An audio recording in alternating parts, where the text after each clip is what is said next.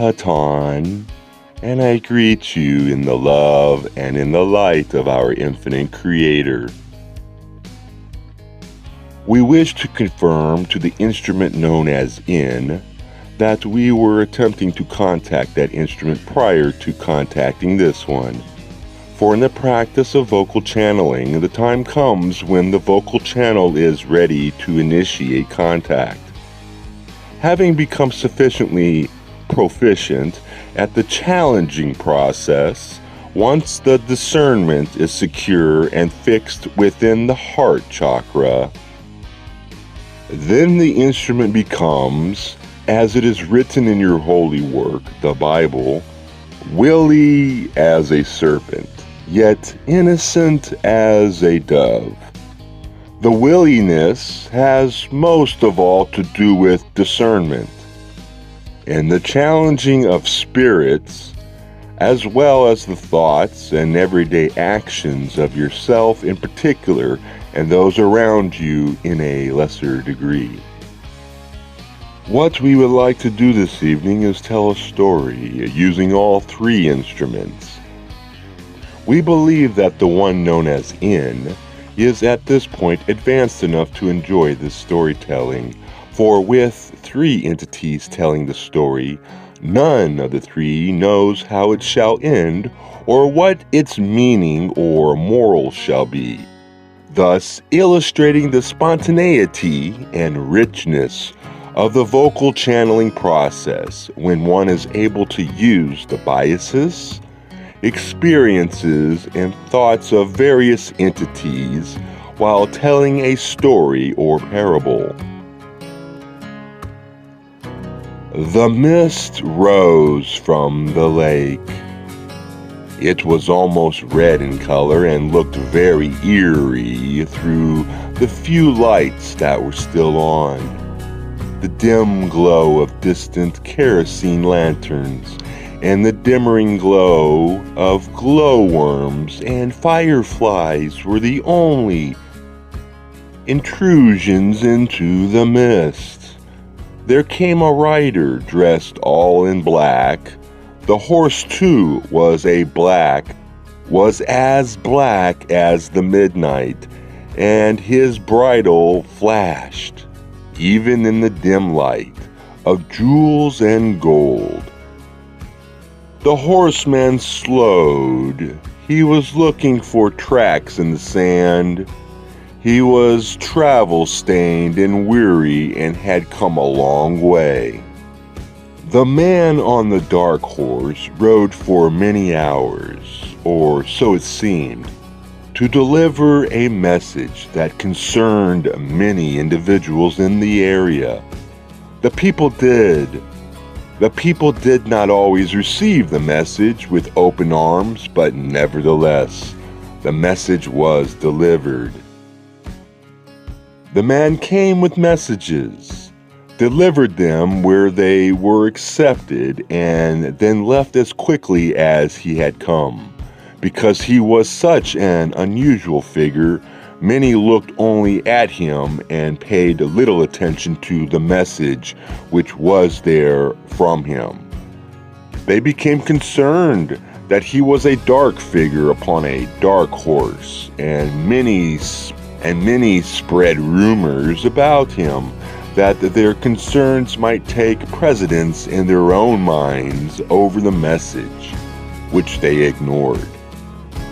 Each wished in some way to penetrate the mystery which was with this dark figure, most assuredly with each message he delivered, but many stopped short of the penetration of the mystery, and many concerned themselves with promoting the rumors to discredit the figure and his messages, and to relieve themselves of their responsibilities in discerning the meaning of the messages.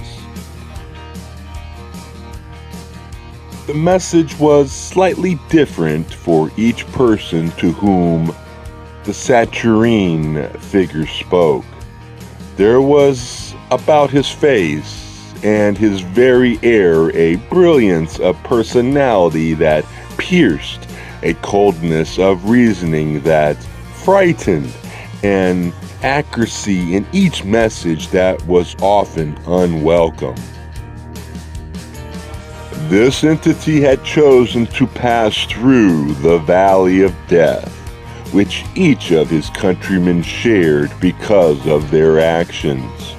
This entity knew that the red mist meant more than an unusual light or an unnatural phenomenon. The dark entity knew more than he could and more than he desired to say. His messages, indeed, were distillations of an urging to meditation, couched in the language each person could understand, and undergirded by the certainty that each entity was to have a very shortened lifespan, and therefore needed to become aware of the necessity of gazing at death, while there was still the time to do that which was the most compassionate, the most loving, the most life-giving thing in each spiritual circumstance. He puzzled the people because he was dressed so well, because his horse was so fine, because the trappings of saddle and bride were so splendid. Each looked to his own resources and felt both the pangs of envy and the fear that that which the messenger had come to share was true. And while the man was exquisitely and splendidly attired, as was his horse, he seemed to present to each a simple message. This was a source of bewilderment for the individuals, and yet few did heed them. The urgency of the situation, although the majority did not. The way of men is at times a puzzlement. Though men often seek the truth in a conscious fashion and speak to others of their seeking, yet it is often difficult for any to discern the heart of truth in any message. When a message is delivered from a mysterious part of one's own being or from an unknown part of one's outer environment, or through any means available to one who listens and seeks for truth, the discernment is a unique function for each, and each will take from any message that meaning which matches the seeking for that entity. So it was for those whom the dark figure visited. For some, there was almost no increase in knowledge or gain from his visit, for the message was ignored. For others, there was a small amount of understanding that was the fruit of their seeking within this mystery, for their efforts were soon dissipated and their attention wandered until it found easier ground to dig within. But for a few, there was a realization that the message from the dark figure contained a wealth of information and could be studied time and again with added meaning discovered in each study.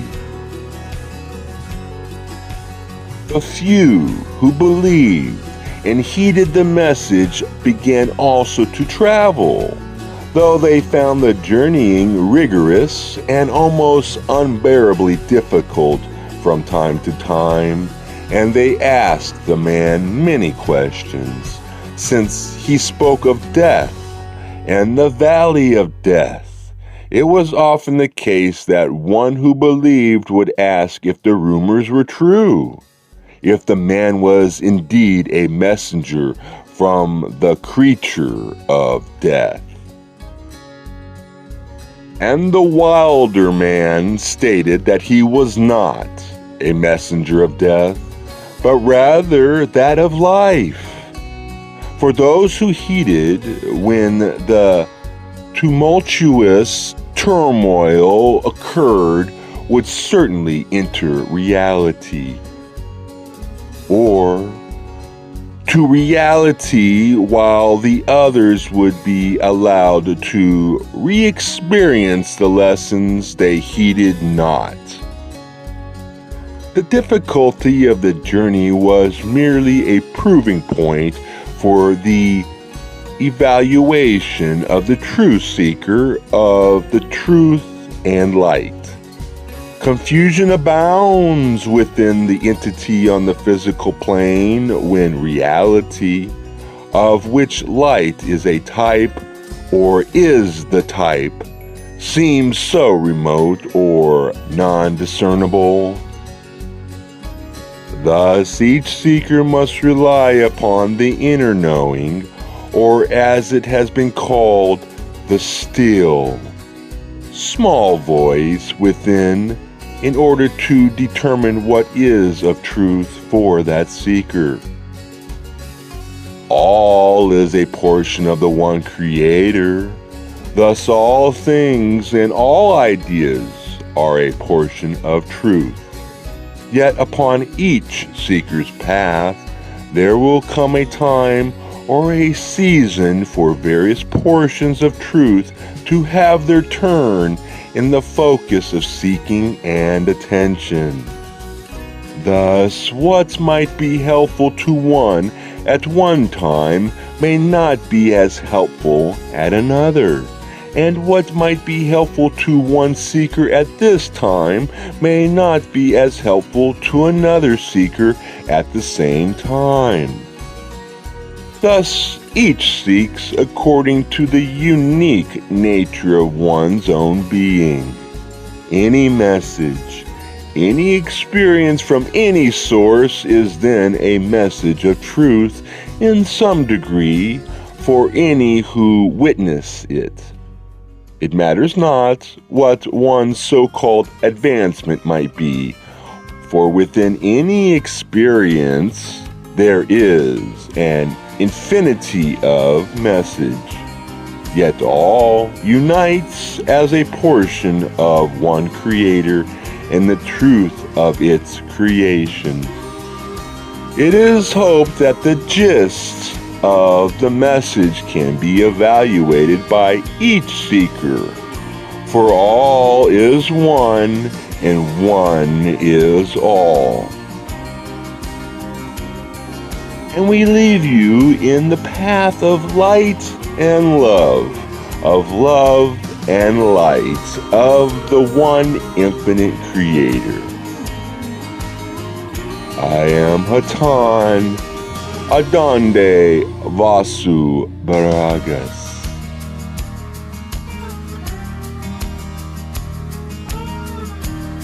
Hi-ho, silver, away!